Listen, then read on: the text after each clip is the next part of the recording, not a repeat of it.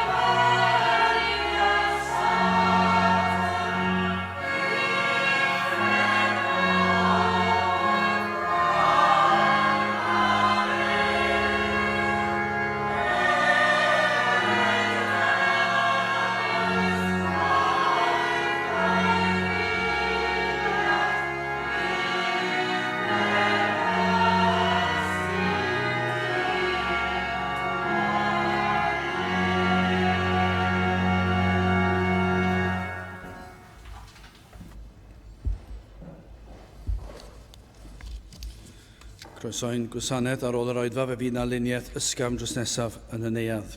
Bydd cwrdd gweddi misol yn cael ei chynnal nos Iau yma, sef y drydedd nos Iau o'r mis. Felly nos Iau yma hanner awr wedi 7 dros nesaf yn y neuadd fydd ein cwrdd gweddi.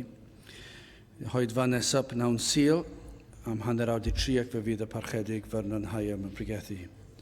Wrth i ni gymryd y casgliad, gewn ni ganu tra'r ein heistedd emyn rhif 459, Gwell dy drigaredd di a hedd na'r byd na'r bywyd chwaith, ac ni all angel gyfri ei gwerth i dragwyddoldeb. Mae'r 4-5-9 gen i eistedd i ganiol.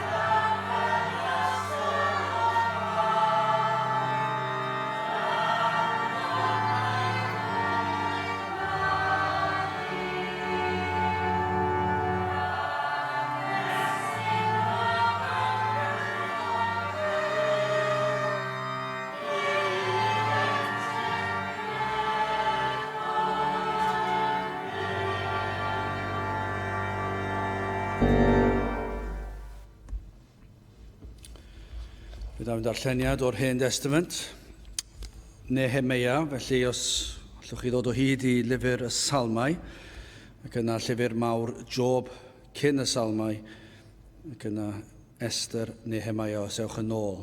Felly, chydig cyn y Salmau. Nehemia, pennod 9, ac yn dechrau yn yr adnod gyntaf. Ac ar y 4 dydd ar 20 o'r mis hwn, meibion Israel am gynullasant mewn ympryd ac mewn sachliain a ffrydd arnaddynt, a had Israel am neilltuasant oddi wrth bob dieithriaid, cysafasant ac a gyffesasant ei pechodau ac anwireddau ei tadau, a chodasant i fyny yn ei lle ac a ddarllenasant yn llyfr cyfraith yr arglwydd ei diw, 4 gwaith yn y dydd a 4 gwaith yr ymgyffesasant ac yr ymgrymasant i'r arglwydd ei diw. Yna safodd ymhwlpyd y Lefiaid, Jesia a Bani, Cadmiel a Sabanea, Bini, Serebea, Bani a Chenani, a gwyddasant a llef uchel ar yr arglwydd ei diw, a'r Lefiaid, Jesia a Cadmiel, Bani, Hasbanea, Serebea, Hodea, Sabanea a Pheth a Heia, a ddywedasant cyfodwch, bendithiwch yr arglwydd eich diw, o dragwyddoldeb hyd dragwyddoldeb, a bendithiau'r dy enw gogoneddus a dyrchafedig, goriwch pob bendith a moliant.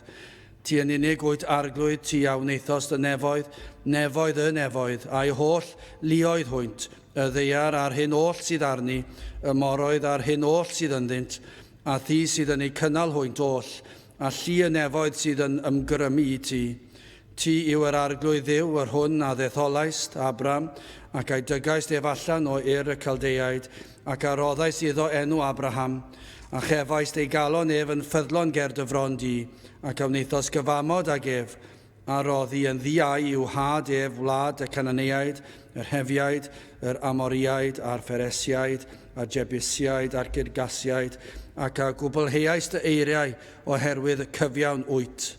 Gwelaist hefyd gystydd ein tadau yn yr Aifft, a thiawrandewais ei gwaith hwynt wrth y môr coch, a thiawneithos arwyddion a'r rhyfeddodau ar Pharo, ac ar ei holl weision, ac ar holl bobl ei wlad ef, can esgwybios di'r rhai hyn falchio yn ei herbyn hwynt, a gwneithos di ti enw fel y gwelir y dydd hwn, y môr hefyd a holltais do'i blaen hwynt, fel y treiddiasant trwy ganol y môr, a'r hyd sychtir, a'i herludwyr a fwriais di'r gwaelod fel maen i ddyfroedd cryfiom.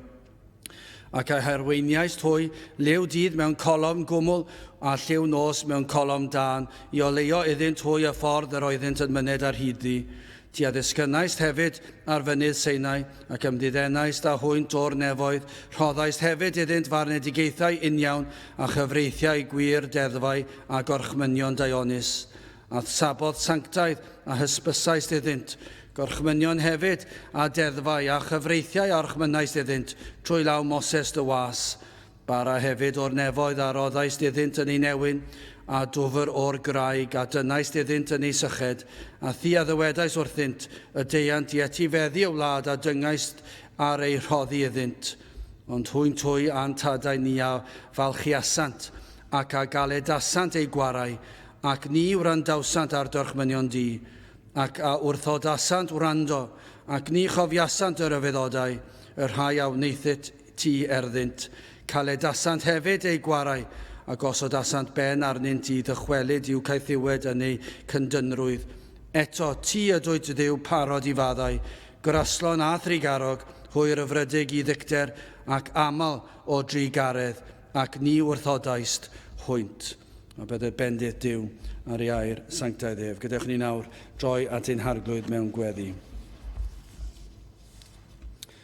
Diolch yn ei ti unwaith eto Dduw am gyfle arall i ddod yma ger dyfron ac yn dod yn enw a thrwy heiddiannau dy fab a'n gwaredwr yr arglwydd Iesu Grist. Ac felly o Dduw yn dod yn hyderus, yn dod yn fel rhai sydd wedi ei golchi'n lan, fel rhai sydd wedi gorchuddio a chlogi'n cyfiawnder yr arglwydd Iesu ei hun. Ac felly yn gallu dod yn sefyll yn lan ac yn bir o'r flaen, yn gwybod o Dduw ein bod yn bechaduriaid, yn gwybod ein bod dal yn dy adael di lawr, ac o Dduw i ni yn teimlo ar y degau ni'n dadael di lawr mwy nawr nag yr oeddem o'r blaen. Ac o Dduw mae hyn yn ryfeddod o ystyried yr hyn dylsem ni fod. Ond o Dduw i ni yn diolch pa beth bynnag i ni wedi bod yn ystod yr wythnos hon. I ni'n gwybod os yn blant i ti ac yn wir blant i ti, yna i ni dal yn sefyll o'r flaen, wedi ein gorchuddio yn llwyr a chyfiawnder yr arglwydd Iesu Grist. Pa beth bynnag yma'r un drwg yn sibrwd ac yn ceisio'n digalon i ni wrth ein hatgoffa o'n methiannau.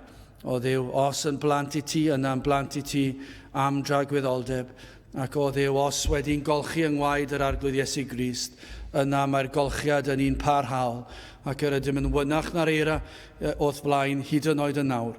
Ac felly o Dduw i ni yn gweddio y bydd ein celonnau yn dyfoliannu di ac yn dyddyrchafu di, goriwch pob enw arall am yr holl fendithion sydd yn yr efengil, yn yr arglwydd Iesu Grist. Ac yn diolch i ti o Dduw ein bod yn eiddo o'r breintiau yma, etifeddion o'r holl freintiau rhyfeddol yma, ein bod rhyw ddydd yn mynd i cael dy weld wyneb yn wyneb a threulio tragwyddoldeb yn dyfoliannu di. Ac felly o Dduw, i ni yn gofyn i ti i'n helpu ni gadw'n golygon ar y diwedd y daith honno, byddwn ni'n cadw'n golwg arna ti ac yn paratoi ein hunan ar gyfer y cyfnod hynny o addoliad o dragwyddoldeb yn dy gwmni di, pan y byddwn wedi troi ar y byd yma, byd pechadurus yma, ar ein natur pechadurus, byddwn wedi gweld y diwedd ar ein pechod ac ar boen a dioddef a dagrau, ac o Dduw y byddwn ni'n cael treulio gweddill tragwyddoldeb yn yn dy gwmniad di, yn gwybod o Dduw ein bod yn berffaith yn yr arglwydd Iesu. Ac felly o Dduw, i ni yn gweddio ar i ti helpu ni nawr i gadw'n golwg arna ti. Byddwn ni yn ceisio dyfoliannu di am rhoddion iachawdwriaeth. Ac byddwn ni yn dymuno i ti cael yr holl fawl a'r clod. Ac felly o Dduw, i ni yn gweddio ar i ni cael yr ymwybyddiaeth yn ni o'th bresenoldeb yma. I ni bob yr un deimlo dy fod yma wrth ein hymyl ni.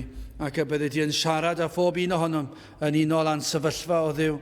Yn gweddio am yr rhai hynny sydd yn bell o'th ras di, sydd wedi penderfynu yn eu celonnau i droi ymhell oddi wrth dy air di, ac yn gweddio Dduw ar ei thras anorchfygol ei dwyn yn ôl at dy bethau di, ac o Dduw y byddant yn dod at y groes ac yn teimlo ac yn gweld o Dduw ei pechod yn cael ei hoelio i'r groes honno, lle by'r Iesu cymryd ein cosb yn ein lle.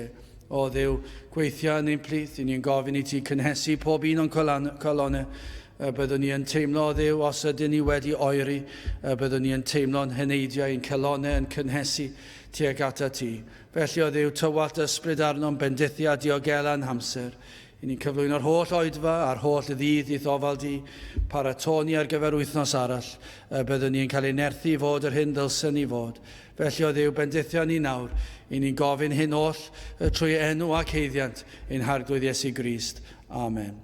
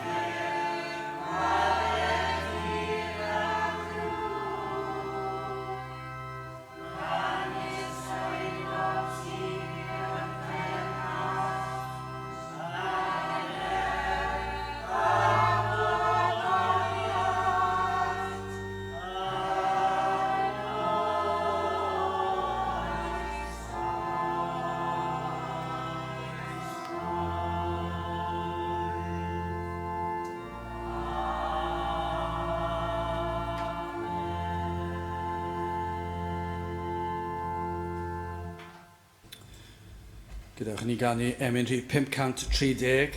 O na bawn yn fwy tebyg i Iesu Grist yn byw yn llwyr gysegri mywyd i wasanaethu Duw. 530 yn ei sefyll i'w chanu.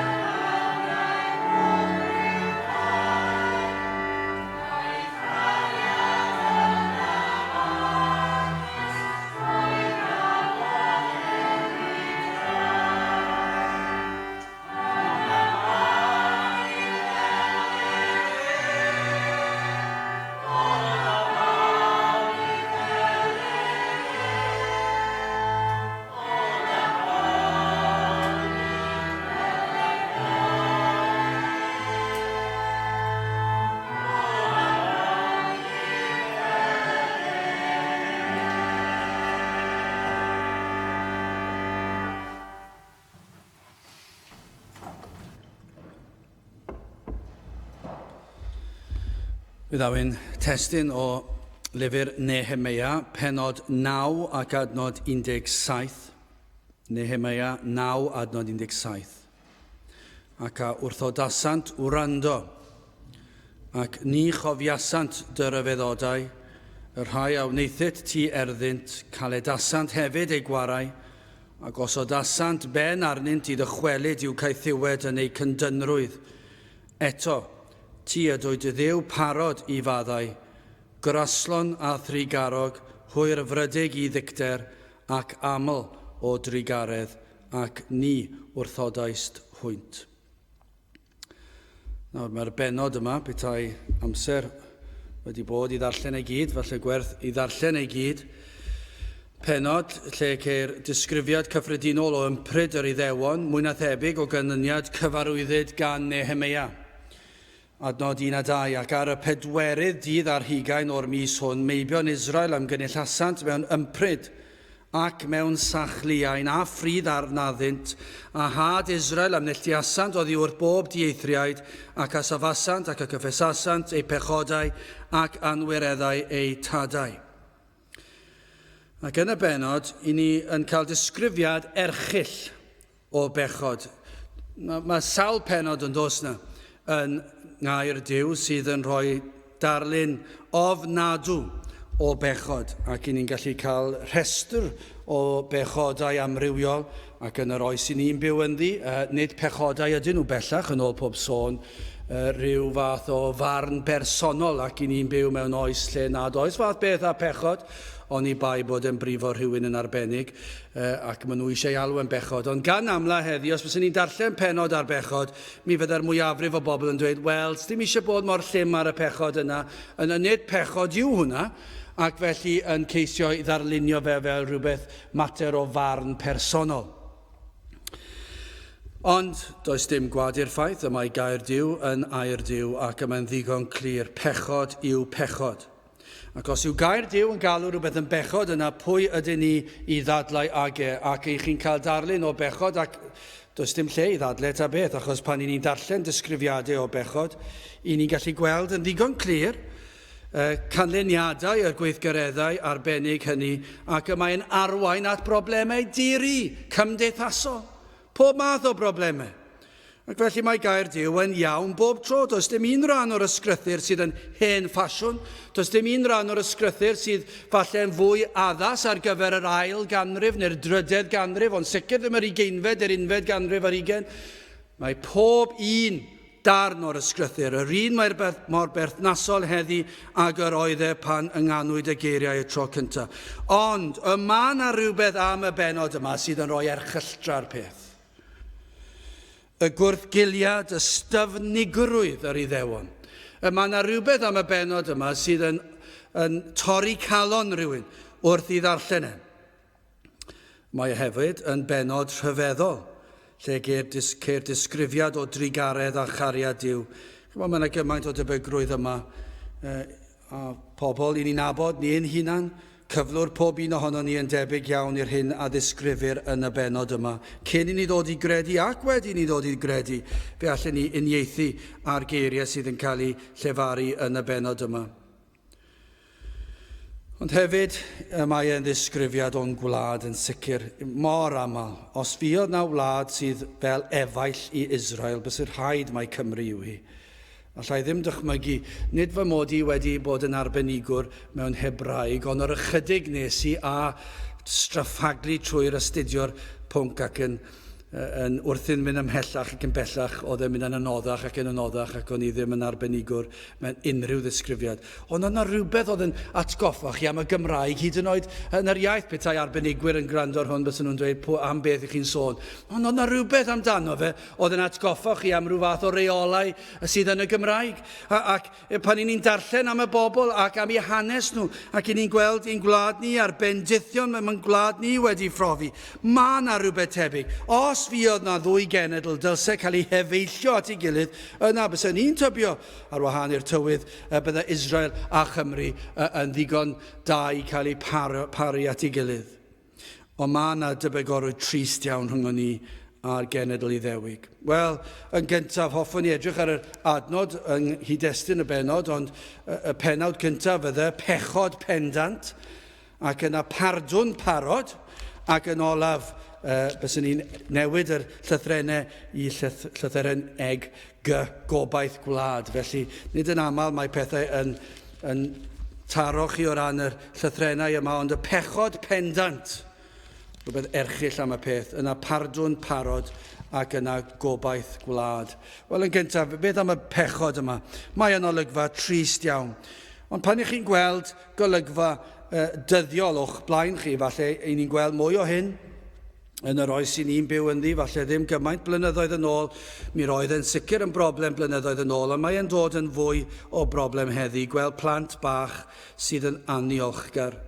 I ni'n ei weld drwy'r amser. Chi'n gweld ar y strydoedd, chi'n gweld yn cytrefi, chi'n gweld yn yr ysgolion, ac i ni'n ei weld nawr wrth i'r plant yma dyfu lan. Erbyn hyn, i ni wedi gweld cenhedlaeth ond o'r plant yma yn tyfu fyny yn yr oes yma sydd wedi mynd yn fwy aniolchgar, ac i ni'n ei gweld nhw nawr yn dod i'r cyfnod coleg a mynd i'r gwaith. Ac mae yna rhywbeth am natur plentyn pan ni'n gweld nhw'n cael rhoddion gan i'r rhieni neu pwy bynnag, ac i chi'n gweld yr elfen yma o fod yn aniolchgar, bod nhw ddim yn ei werthfarogi fel gwbl, falle yn ei ddisgwyl hyd yn oed. Bod nhw'n disgwyl cael y pethau yma. Ac os nad ydyn nhw'n ei gael mae yna rhyw gwyno, strancio, cicio, gweiddi. Ac hyn ni'n disgwyl, falle mewn plentyn 2-3 mlynedd oed. Falle ni'n ei weld nawr mewn plant 5, 6, 7 mlynedd oed, 8 mlynedd oed. Ni'n ei weld ni ymateb yn ei geiriau pan yn 11, 12, mynd i'w 10, ac yn hun bellach. Yr elfen aniolchgar yma. Ac mae e'n dwysau. Mae e'n mynd yn fwy difrifol pan i chi'n gweld falle cefndir yr hodd maen nhw wedi gael. Efallai bod rhywun wedi aberthu mwyn rhoid yr anreg yma iddyn nhw. Efallai wedi treulio amser yn meddwl am y peth ac yn gweithio'n galed mwyn I gael ac yna chi'n gweld nhw fel petai nhw'n rhyw ysbryd ffwrdd â hi ac ddim wir yn ddiolchgar am y peth. Ac I chi'n edrych ar y peth ac chi'n meddwl, dyna chi blentyn hyll. Ac chi'n meddwl, dyna chi drist. A chi'n ei weld a chi'n meddwl, wel, mae hyn yn ofnadwy I weld. Wel, ond nid dyna yw yr hyn I ni'n ei weld yma yn y benod hon o'r cenedl Israel. I ni'n darllen. A darllenwch eto pan gewch chi amser. Mae yna ail ddweud yma. Ac I chi'n darllen am y breintiau dir-i cawsant fel cenedl. Ac wrth feddwl am yr holl freintiau gafodd yr Iddewon, ond nid yw hwn yn dwysau difrifoldeb y pechod. Mae'n creu rhyw ddarlun erchill o gyflwr pechaderus yr Iddewon. Natur tywyll iawn pechod. Dim o reidrwydd pan chi'n sôn, chi'n meddwl os chi'n creu darlun tywyll o bechod, chi'n meddwl am rhyw stryd dywyll canol rhyw ddinas a rhyw weithredoedd o drais ac anfoesoldeb a llofruddiaeth a dwyn. Mae hwnna'n ddrwg ac mae hwnna'n dywyll, ond mae yna rhywbeth mwy tywyll yn y benod hon, byswn ni'n mentro dweud. Pan I chi'n meddwl am erchylltra yr hyn yma'r bobl yma wedi i'w wneud, arweiniwyd nhw trwy yr anialwch. Ystyriwch am eiliad beth bydde hynny fel. Petai chi'n un o'r genedl Iddewig ac yn teithio, wedi cael eich rhyddhau o drais yr eiftiaid, ac yna chi'n dod allan mewn ffordd gwirthiol a meddwl am rheini gafodd ei lladd ar y noson honno a'r angel o farwolaeth yn mynd heibio'r arwydd o waed ar y drws, ac yna rheina gyd yn cael ei hachub. Dim un o'r plant yna, y meibion cyntaf yn edig, yn cael ei lladd. Mae hwnna'n ddigon yn ei hun I feddwl. Os fysa unrhyw deulu yn dweud, mae fy mab cyntaf yn edig wedi cael ei arbed, mi fydda hwnna'n ddigon am weddill bywyd os nad cenedlaethau I ddod. Byddwch chi'n dweud, byddai byth yn cwyno am ddiw to, arbedwyd fy mab, lladdwyd meibion yr eiftiaid, ond nid yn plant ni, ac fe na Duw ein harwain ni allan. Ac yna trwy'r anialwch, anialwch oedd ond trwy'r anialwch fi o Duw darparu ac arwain, yr holl ffordd, ac yna pan dathon ni at y môr coch, a gorwyd y môr, ac eithon ni drwyddo fe, a nid yn unig hynny cosbwyd yr eiftiaid, a boddwyd nhw. Darparwyd bwyd yn wirthiol, yn ddyddiol, a diod iddynt, am flynyddoedd wrth iddynt deithio trwy'r anialwch. Sawl cenedl sydd yn gallu tystio i'r fath rhoddion yn mynd trwy anialwch. Wel, yr Iddewon, chymod be, rhoddwyd cyfarwyddiadau i'r Iddewon ar sut i fyw. Rhoddwyd gair Duw iddynt, gafwyd y gyfraith, cafon nhw bresenoldeb Duw. Dim dim ond ei airef, ond gafon nhw bresenoldeb Duw. Gafon nhw'r cyfan. Ac yna ni'n darllen adnod 16. Ond hwy a'n tadau ni a falchiasant ac a galedasant ei gwarau ac ni randawsant ar dorchmynion di. Wedi hyn oll. Wedi y môr coch yn agor. Dychmygwch, mae hwnna'n fwy na'r capel yma o ddŵr. Mi fydde wedi bod lot fwy na hwn, siwr o fod. Dwi ddim yn gwybod beth oedd yr uchder, ond beth chi'n sôn amdano. Bydde llwybr lletach na hon o lawer a'r moroedd i fyny lan i'r ochrau ac yr Iddewon yn cerdded trwy ar dir sych. Ac yn ar eiliad i'r un olaf ddod pen draw, dath y dyfroedd lawr ar eu pennau nhw. Ac be wnaethon nhw? Falchiasant, eithon nhw'n falch. Dyna chi ddarlun Trienus, Torcelonus. Ar ôl achubiaeth, ar ôl breintiau, mi fyddech chi'n disgwyl byddai'r rheini, rhai sydd wedi cael y fath arbediad, bydden nhw byth yn falch, bydden nhw byth yn gwrthgilio, bydden nhw byth yn mynd yn fydol. Ond be wnaethon nhw? Fe wnaethon nhw fod yn falch. Fe wnaethon nhw gadael i falchder dod mewn. Dyna chi air. Ond, dyna chi, ond hwy. Ar ôl hyn, wedi hyn oll, ymfalchiant. A beth oedd ganddyn nhw ymfalchiant ddo? Ife nhw oedd wedi peri'r dŵr godi. Ife nhw oedd wedi dod ar mana lawr o'r nef. Ife nhw oedd wedi peri'r dŵr ddod allan o'r graig. Cawsant eu holl breintiau o law Duw, o'i ras ac o'i drigaredd. A be wnaethon nhw? Caledasant ei gwarau. Maen nhw wedi caledu ei gwar. Beth yw hwnna? Neu chi allu dychmygu yr ich yn dod, a'r ffarmwr yn dod ac yn rhoi ar iau o gwmpas gwddwg yr ich.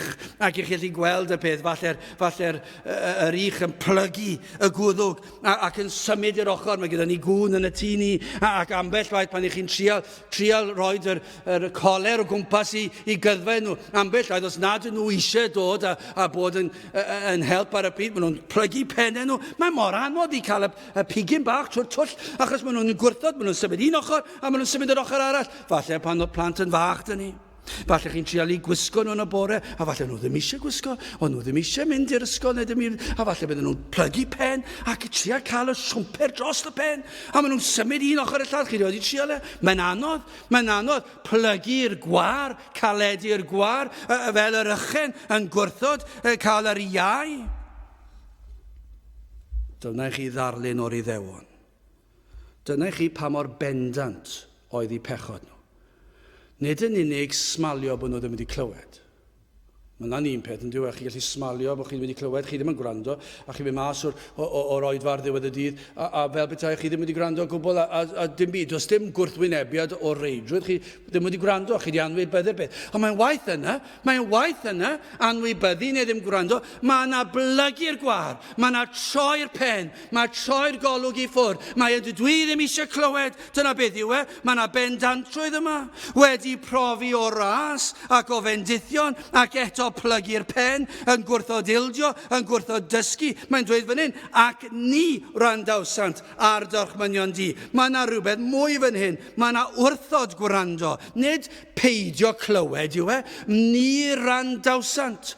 Mae nhw wedi mynd ati yn benodol i beidio gwrando. Mae'n rhywbeth, fel petai chi'n dod i'r cwrdd, chi wedi dod i'r cwrdd a chi wedi dweud oedd chi'n cyn dod i'r cwrdd, dwi ddim yn mynd i rando ar hwnna achos dwi ddim yn licio fe, neu dwi ddim yn mynd i rando ar fe achos mae lais yr uchel, dwi ddim yn mynd i rando ar fe achos mae'n wedi wneud hyn i'r llall. Mae yna rhyw fath o ragfarn yn eich calon chi, neu falle chi wedi dweud dwi ddim yn licio pethau maen nhw'n dysgu achos maen nhw'n rhy llym, bydden nhw ddim yn gadael fi fynd i fan hyn ar fan draw. Ac felly chi wedi penderfynu dod mewn i'r cwrdd a chi'n dweud dwi ddim yn mynd i wrando. Dwi'n gwrthod gwrando. Sneb arall yn gwybod hynny wrth gwrs achos mae yn eich meddwl chi. I chi wedi penderfynu fel yr Iddewon, ni randawsant ar dorchmynion di. Maen nhw'n cael eu clistiau. Dychmygwch y peth, adnod 17. Mae'n cael ei ail ddweud, ac a wrthodasant wrando. ac ni chofiasant dy ryfeddodau. Maen nhw wedi gwrthod cofio rhyfeddodau Duw. Yr rhai iawn neithyd ti erddynt, caledasant hefyd ei gwarau. Maen nhw wedi gwrthod cofio yr hyfeddodau yn bwrpasol mewn modd pendant, wedi ystyried yr hyn a wnaethant. Maen nhw'n gwrthod gwrando, gwrthod cofio am holl drigareddau Duw. Ond nid yw'n erchyll, gwrthod cofio. Beth mae'n golygu yw hyn? Maen nhw'n gwybod be maen nhw fod i gofio. Maen nhw'n gwybod i hanes nhw. Ond maen nhw wedi edrych ar y hanes, maen nhw wedi edrych ar y ffeithiau, maen nhw'n dweud, dwi wedi penderfynu bod gwell gen i hwn. Ond nid dyna beth sy'n wir. Pobl sydd yn edrych ar y ffeithiau, maen nhw'n gwybod beth yw'r ffeithiau, maen nhw'n gwybod beth sy'n iawn. Maen nhw'n gwybod bod hyn yn iawn, bod dilyn y llwybr yma, llwybr yr arglwydd yn iawn, ond maen nhw'n dweud, dwi ddim yn mynd i gofio'r pethau hynny, bod e'n neud synwyr fy mod i yn, achos dwi eisiau hwn. A chyfo beth sy'n rhyfeddol? Hyd yn oed tra ei bod yn gwrthryfela, trigarhaodd Duw wrthynt. Adnod 18, mae hwn yn anhygoel, hwn sydd yn rhyfeddol am y benod, adnod 18 ymlaen. Hefyd, pan wnaethant iddynt lo toddedig, a dywedyd, dyma dy ddiw di, yr hwn a ddig di i fynio'r aifft. Hynny yw, maen nhw wedi gwneud llo, wedi toddi'r metalau yma, gwneud llo, ac maen nhw'n dweud, dyma'r Duw sydd wedi dod yn ei allan o'r aifft. Ar ôl i Dduw Israel dod yn nhw allan o'r aifft, yn wirthiol ac yn raslon, llawn cariad a bendithion, maen nhw wedyn yn gwneud y llo yma, ac maen nhw'n dweud, dyma'r Duw sydd wedi dod yn ei mas, a chablasant yn ddirfawr, hynny, hwn, yn dy amal dosturiaethau, ni adewais ti hwynt yn yr anialwch. Ar y dydd y gwnaethon nhw gwneud y llo a toddi'r llo yn y tân cynnes yna. A ffurfio'r llo, hyd yn oed tra bod hwnna'n digwydd. Be ddigwyddodd? Ni adewais hwynt yn yr anialwch. Gallai Duw fod i gadael nhw am 2 flynedd fel cosb. Ni adawodd nhw yn yr anialwch. Y golofn gwmwl ni chiliodd oddi wrthynt trwy y dydd. Felly yr bore nesa, ar ôl iddynt bechu mewn ffyrdd mwyaf erchyll o eilyn addoliaeth, y bore nesaf, be ddigwyddodd? Y golofn gwmwl ni chiliodd oddi wrthynt trwy y dydd i'w harwain hwynt ar hyd y ffordd, na'r golofn dan trwy y nos i oleio iddynt ac i ddangos y ffordd y cerddant ynddynt. Felly, y noson a wnaethon nhw doddi'r metel yna i greu'r llo, y noson honno fe dath y golofn tân i'w harwen nhw. Iddynt godi dyrnau fyny at Dduw a dweud, nid ti sydd wedi'n harwen ni allan o'r aifft, y llo sydd wedi gwneud hynny. Ac maen nhw'n plygu lawr ac yn addoli'r llo, ac hynny, yn dy aml dostur ieithau, ni adewais ti hwynt yn yr anialwch. Adnod 20, dy ysbryd Dionis hefyd a roddais diw dysgu hwynt.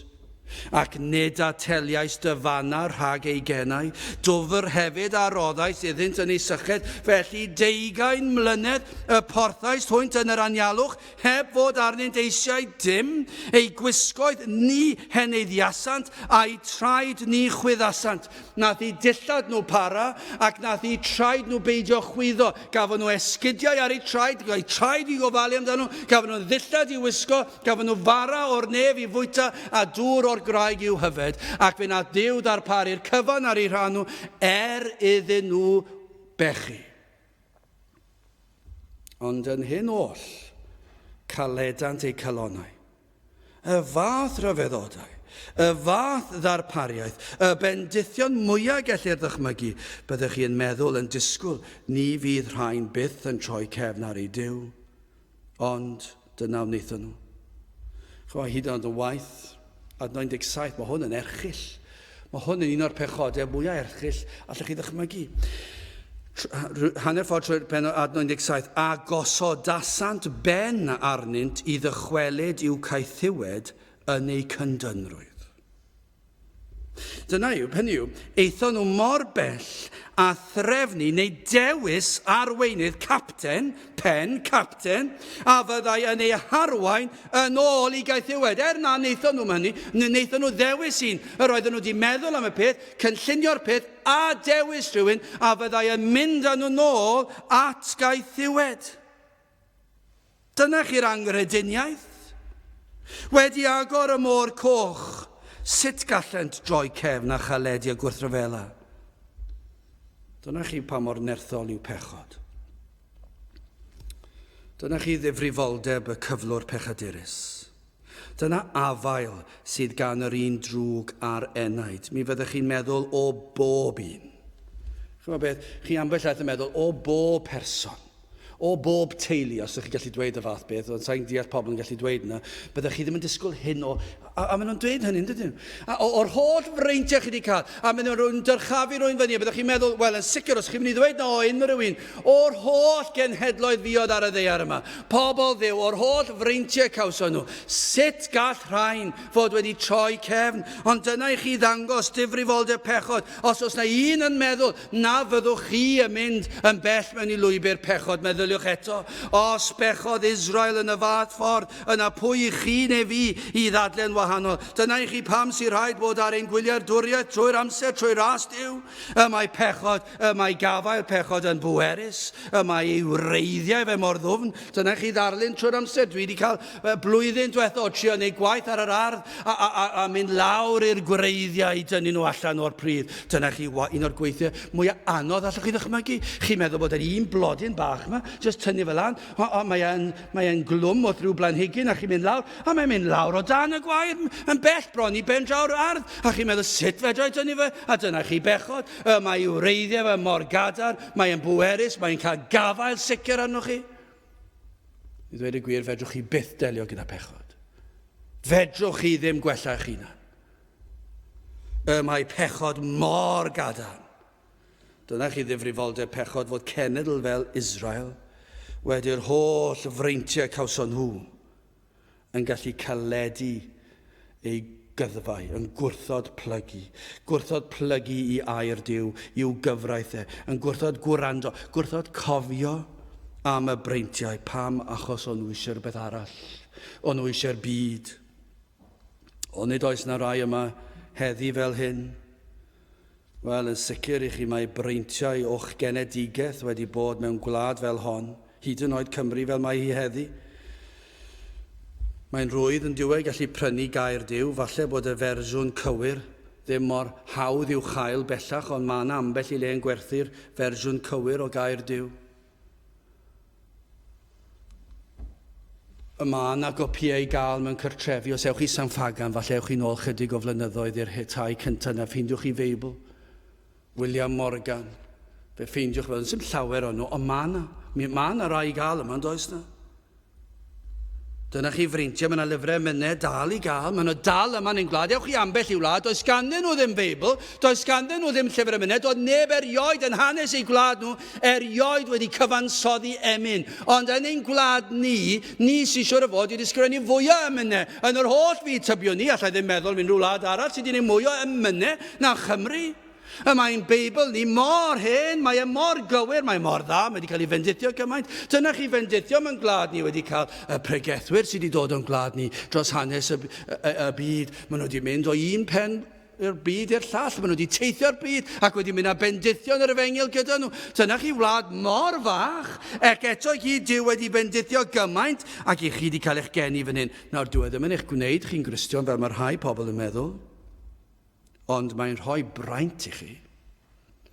Mae'n rhoi braint i chi bron iawn. Dim ar yr un lefel ar Iddewon, ond bron iawn. Dyna chi freintiau i cael eich geni yn y wlad hon. Gyda'r holl bendithio yn yr efengyl, ac chi'n meddwl am 200 mlynedd o ddiwygiad bron yn ddi-dor, tan dechrau'r ganrif diwethaf. 200 mlynedd a fwy, a llawer cyn hynny. Chi'n meddwl am y diwygiadau ar ôl diwygiadau sydd wedi bod? Ond mae'n fwy na hynny, mwyn na rhyw fath o breintiau cyffredinol, allech chi ddweud, sydd gan yr holl wlad, ond i chi yma heddi a mwy na hynny, i chi wedi cael eich geni lle y mae'r efengyl yn cael ei ffregethu. I chi wedi clywed yr efengyl yn cael ei ffregethu gan llawer un. Chi wedi clywed yr un efengyl yn cael ei esbonio mewn ffyrdd gwahanol, ond yr un yw'r neges. Chi wedi cael lleisiau gwahanol yn ei bregethu hi. Chi wedi gweld effaith yr efengyl ar fywydau pobl. I chi wedi profi, falle, o'i ras a'i drigaredd yn eich bywyd eich hunan, falle nid trwy achawdwriaeth eto, ond i chi wedi profi o fendithion gras Duw a thrigaredd Duw, fel yr Iddewon yn cael mana o'r nef, doedd mana o'r nef, y bwyta'r mana ddim yn ei hachub nhw'n ysbrydol, ond mi roedd e'n fendithion Duw yr oedden nhw'n ei gael, ac i chi wedi cael yr un bendithion, i chi wedi cael sawl bendydd. Nifer fawr o fendithion nad ydych yn ymwybodol ohonynt. I chi wedi cael eich arbed o sawl argyfwng siwr o fod yn ddiarwybod, ond mae yna rai pethau ydych yn ymwybodol ohonynt, ac i chi'n gallu gweld llaw Duw wedi'ch cadw chi yn darparu. Ond beth wnaethoch chi? Os ych chi heb ddod at Grist, yna'r hyn sydd yn wir amdanoch chi yw beth nath yr Iddewon caledasant ei gwarau. Ni'n gallu weld, mae'n debyg iawn i'r ychen yn caledu'r gwar o beidio cael yr iau. Mae e bron mor weladwy a hynny. I chi'n gweld, mae yna rhywbeth corfforol yn y peth, wrth gwrs rhywbeth ysbrydol yw ond mae yna rhyw fath o ymddangosiad corfforol yn y caledu'r gwar, pan i chi'n gweld rhywun sydd wedi cael y breintiau o fewn eglwys lle mae'r efengyl yn cael ei ffregethu, a chi'n gweld nhw'n caledu. A chi'n gweld y gwrthryfela, ac chi'n gweld hyn, na'r tybiwn ni, byddwch chi ddim yn gweld hynny mewn llawer i eglwysi efengyledd heddi, achos does dim llawer i wrthryfela ni herbyn e. Achos yn yr eglwysi efengyledd modern, mae'r pobl ifanc yn cael gwneud be fyna nhw. Maen nhw'n cael gwisgo be fyna nhw. Maen nhw'n cael dod i'r cwrdd, pryd bynnag maen nhw eisiau. Os nad nhw eisiau stymots, Caerdydd neu be bynnag ti moyn. Maen nhw'n cael yfed be bynnag maen nhw moyn. Maen nhw'n cael gwrando'r gerddoriaeth, unrhyw gerddoriaeth. Ac felly maen nhw'n dod i'r capel, a does dim gwrthryfela. Dyn nhw ddim yn caledu gwarau. Achos does dim byd i galedu yn ei herbyn. Maen nhw'n derbyn yr efengyl, maen nhw'n gwneud proffes, dyw e ddim yn wir proffes, gan amla ambell waith, falle, gwirth yr arglwydd, falle bod yn bosib, ond yn aml iawn, os nad oes arwyddion bod sancteiddrwydd yna ni welwch i'r caledu yma. Ond yn yr eglwysi ni'n garfarwydd ag sy'n dal yn pregethu'r efengyl yn ffyddlon. Be welwn ni ymhlith yr ifanc a'r hun, fe welwn ni rai, falle rai hun sydd wedi bod ys blynyddoedd, ond o'r diwedd maen nhw wedi deall be mae pregethwr yn ei ddweud, ac yna falle ar ôl 20 mlynedd o broffes, yna chi'n gweld y caledu'r gwarau. Mae'r ysgwydd yn styfnigno fel betai, mae'n caledu, maen nhw'n gwrthod gwrando. Pam? Maen nhw wedi deall i o'r diwedd, maen nhw wedi deall rhywbeth, a dyn nhw ddim eisiau fe, dyn nhw ddim eisiau hwnna, oedd roedden nhw eisiau rhyw ffydd efengyledd cysurus, roedden nhw'n ddigon hapus ei byd, ond nawr maen nhw wedi deall rhywbeth mae'r pregethwr yn sôn amdano, ac maen nhw'n caledu ei gwarau. Fel yr ychen yn gwrthod ildio. Ni yw'r angdawsant ar dorchmynion di. Mae mor hawdd i ddigwydd. Chi'n bod mae'r rhai'n gallu gwneud am ystod oedfa. Maen nhw'n jyst yn cau eu clystiau, cyfri'r piber organ, chwarae gyda bysedd, edrych ar y ffôn, beth bynnag. Mae 100,000 o bethau yn does. Gymaint o bethau. Ni'n gallu dyddio hyn, ni'n gallu meddwl, well fi checio'r ffôn, well fi checio hwn, well fi checio mysedd. A mae pob math o bethau ni'n gallu gwneud. Pam? Dwi ddim eisiau gwrando, dwi'n cael fy nglystiau, dwi ddim eisiau clywed, dwi ddim eisiau edrych, achos ti newydd dweud rhywbeth sydd yn fy mrifo fi, ac felly dwi ddim eisiau mynd lawr y trywydd hynny. Mae yna gymaint o bethau. Oes yna gobeith i bobl fel chi te? Wel, gyda chi symud ymlaen yn sydyn, parod. Dyna chi adnod 17 ac wrthodasant wrando, ac ni chofiasant yr yfeddodau, yr rhai a wneithit, ti erddynt, caledasant hefyd i gwarau, a gosodasant ben arnynt i ddychwelyd i'w caethiwed yn ei cyndynrwydd, a dyma'r dan. Eto, ti ydwyd Dduw parod i faddau, graslon a threigarog, hwyr frydig i ddicter, ac amal o drigaredd, ac ni wrthodau swynt. Oes na gobeith? O rhaid bod. Dwi ddim yn gwneud synwyr. Petai dyn yn cynllunio'r efengyl yma, mi fydden ni wedi dweud, wel erbyn hyn, rhaid cosbi, rhaid roi terfyn ar unrhyw obaith i'r genedl hon. yn ei holl gwrthryfel, tra'n gwrthryfela a chaledi ac ystyfnigo, yn mhendantrwydd ei pechod, dan gosod Duw drigaredd. Mae yn barod ei faddeuant. Bydde neb yn dweud bod yr Iddewon yn heiddi maddeuant, ac eto dyna cawsant, a dyna sydd ar gynnig heddi i chi, efallai bod yna un yma wedi dod i'r oedfa o dan argyhoeddiad o bechod, efallai bod yr ysbryd wedi agor llygaid yr enaid i weld eich angen am waredwr, efallai, pwy a wyr i ni'n gweddio y cawn ni weld dyddiau fel hyn, bod yr ysbryd glân wedi dangos i chi eich pechod, eich bod yn aniolchgar, am ei ddaioni cyffredinol tuag atoch chi. Efallai chi wedi dod yma heddi, neu efallai'n gwrando ar y we, yn drwm eich calon yn llwythog, methu codi'r galon. Efallai bod chi'n teimlo'n anobeithio, nad oes gobaith i chi. Efallai eich bod wedi clywed yr efengil sawl tro, yn gwybod hyn a fyddwn ni'n ddweud hyd yn oed. Chi'n bod hwnna'n bosib yn diwedd? Mi fydde'r rhai yn gallu dod yn drwm eu calonau, yn gwybod beth yw'r brawddeg nesaf byddwn ni yn ei ddweud. Ac yn gwybod byddwn ni'n sôn am drigaredd Duw hyd yn oed. Ac mi fyddwch chi'n gwybod bod ni'n mynd i gynnig maddeuant i chi. Chi'n gwybod y geiriau i gyd. Ond eto i gyd, chi'n gwybod hwnna, ond mae eich cyflwr chi yn eich tîp chi yn wahanol, yn fwy dyfrifol. Dyma eich un sydd yn llwythog dan ei ogrwydd pechod, ac maen nhw'n dod mewn ac maen nhw'n gwybod yr atebion i gyd. Maen nhw'n gwybod beth ni'n mynd i ddweud nesaf, ac maen nhw'n meddwl, ond, dwi'n waith, mae fy sefyllfa fi'n wahanol. Ac eich chi'n gallu dadlau eich condemniad eich hun, yn gadarn nad ydych chi'n heiddi dim. Do na fydda'r ysbryd glân yn dangos o'r newydd i chi'r geiriau yma. Eto, ti a dwyd y Dduw parod i faddau, graslon a thrigarog, hwyrfrydig i ddicter, ac aml o drigaredd, ac ni wrthodais hwnt. Wedi darllen sut gwnaeth hyn yn achos yr Iddewon. Ond sut falle byddwch chi'n gofyn, dwi'n gwybod nath yr arglwydd arbed yr Iddewon ac fe nath e dro ar ôl tro trigarhau wrthyn, ond sut mae'n ymyrryd yn eich achos chi? Sut fydd yn ymyrryd yn eich bywyd chi? Falle dyna'r broblem. Ond ni'n gwybod, fe ddarparodd ffordd. Fe drefnod Duw ymhell yn ôl yn rhagwyddoldeb, ffordd a fyddai yn eich achub chi. Fe ddywedodd wrthym ar ddechrau ei air, yn fuan wedi'r creu, wedi'r byd i syrthio i bechod, yn fuan ar ôl hynny, dangosodd Duw ei fod wedi trefnu achubiaeth ymhell yn ôl. Yn Genesis 3:15, hi alyniaeth hefyd o osodaf rhwng o ti a'r wraig, a rhwng dy had di a'i had hithau, efe a sigad y ben di, a thithau a sigi ei sawd. Beth yw'r adnod yna? Fe anfonodd Duw ei fab yr arglwydd Iesu Grist, ac fe fydde Crist yn delio â phechod, ein gwrthryfel, ein torcyfraith.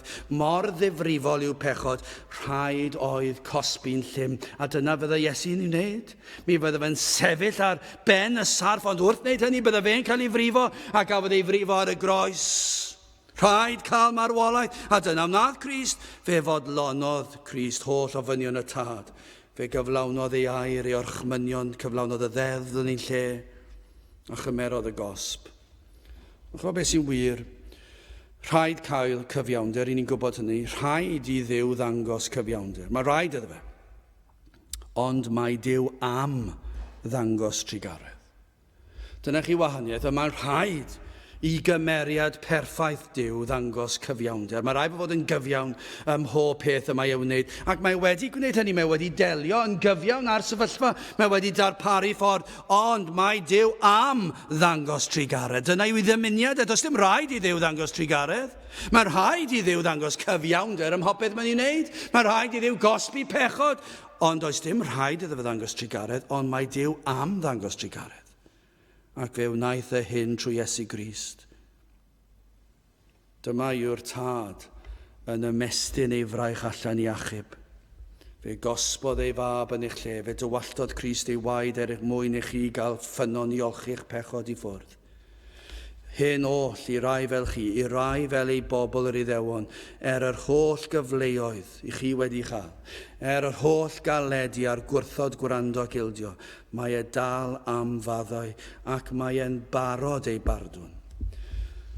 Yn y ddyfyniad hyfryd gan gŵr o'r enw Joseph Carroll, mae'n dweud hyn: Mae maddeuant Duw wrth law, yn barod i'w roi, ni fydd oedi.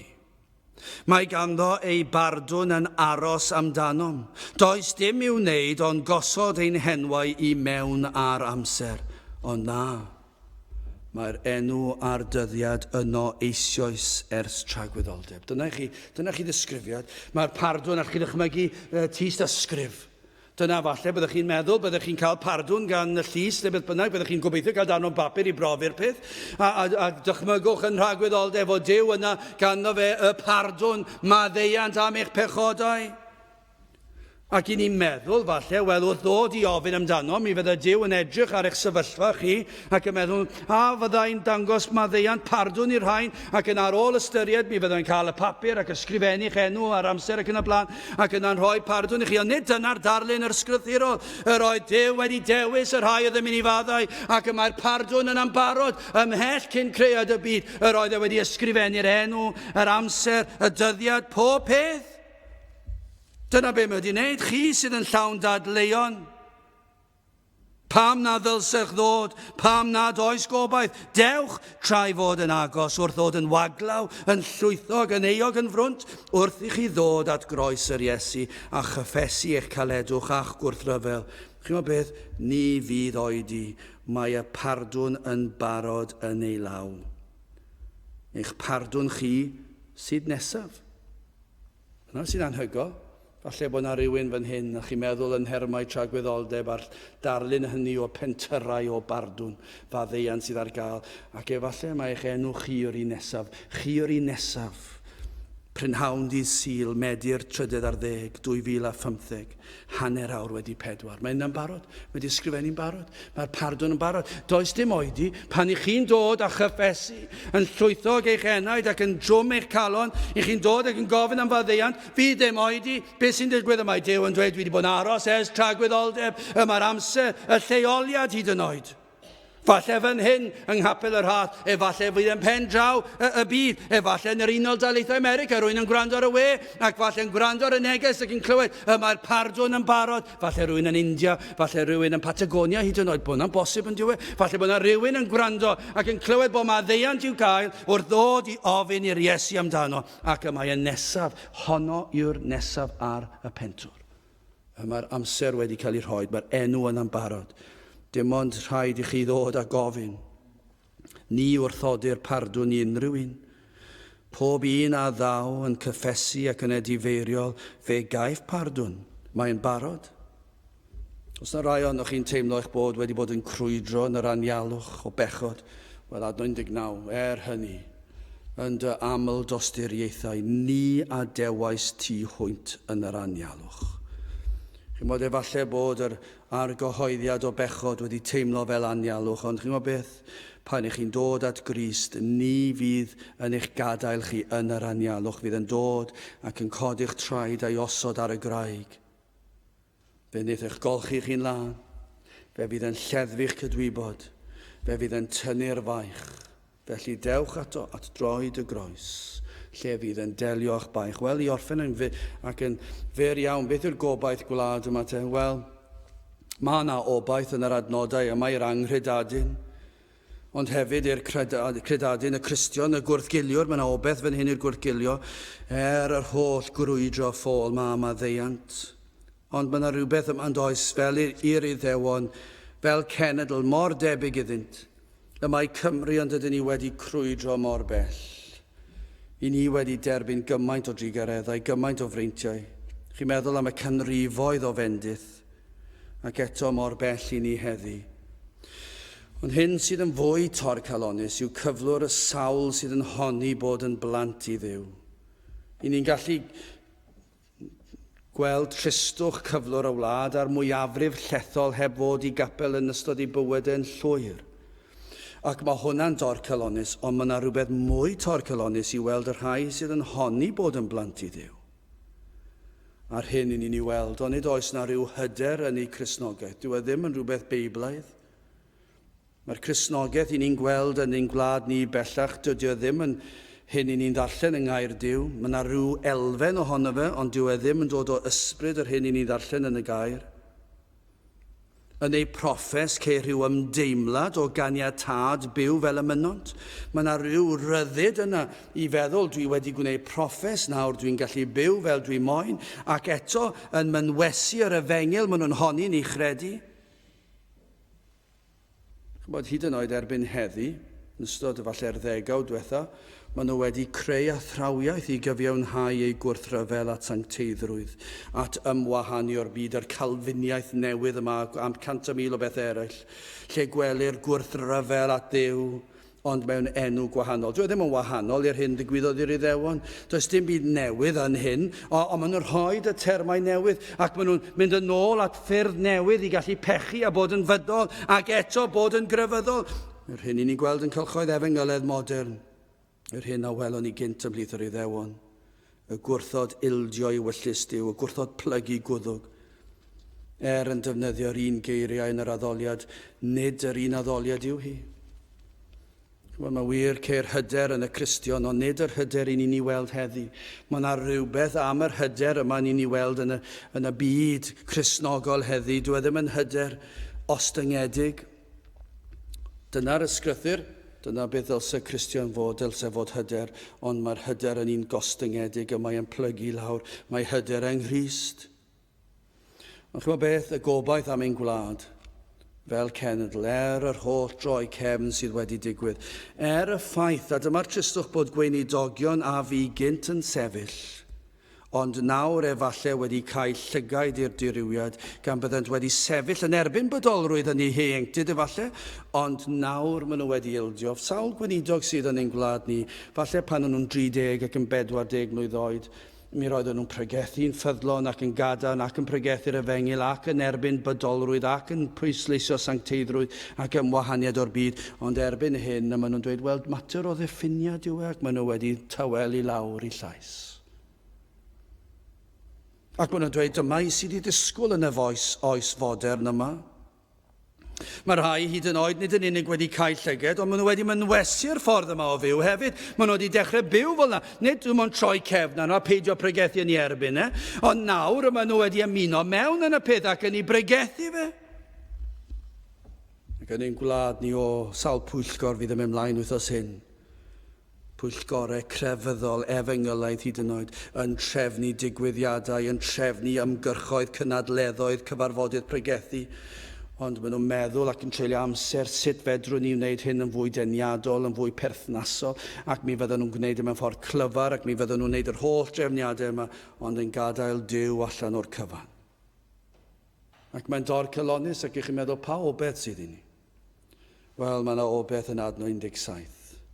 Os i Dduw ddangos trigaredd i genedl fel Israel ar ôl yr holl freintiau cawson nhw ac yna'r holl falchder a throi cefn, yna onid oes na obaith i Gymru.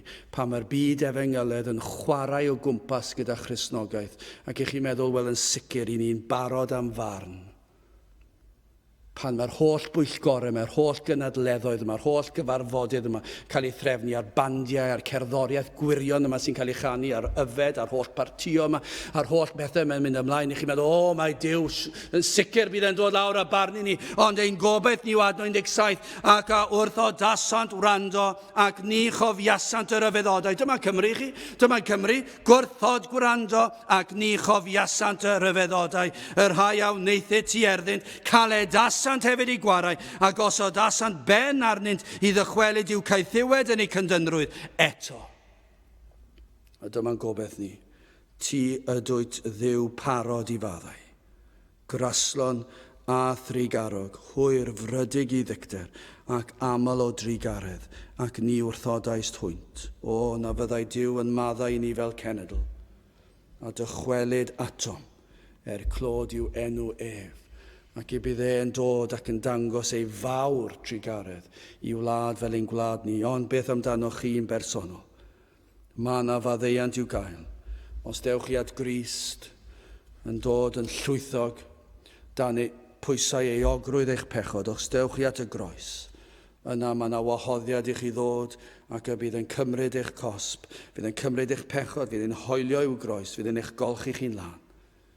Ac y bydd yn dangos trigaredd yn syth. Mae'r pardwn yn barod, Mae'ch enw arno'n barod, dim ond dod a galw a gofyn, ac ni fydd yn troi yr un i ffwrdd sydd yn dod yn edifeiriol a chredu. Gadewch i ni weddio. O Dduw, i ni yn diolch i ti am y gobaith sydd yn dy air di, ac yn gweddio ar ei ti drigarhau o'r newydd, ar ei ti faddau ni fel cenedl, ac ar ei ti ddod ac i ddychwelyd ac i drigarhau unwaith eto, ac y byddu di yn cael yr holl fawl a'r clod. Bendithio ni nawr a diogela ni, ni'n gofyn hyn o trwy enw ac eiddiant ein harglwydd Iesu Grist. Amen. Dewch ni orffen ein gwasanaeth drwy ganu'r emyn rhif 382, 382, deied pechaduriaid triain yn fynteoedd mawr ynghyd, doed ynysoedd pell ymoroedd i gael gweld dy wyneb pryd. 382, gewn ni sefyll i'w chanu.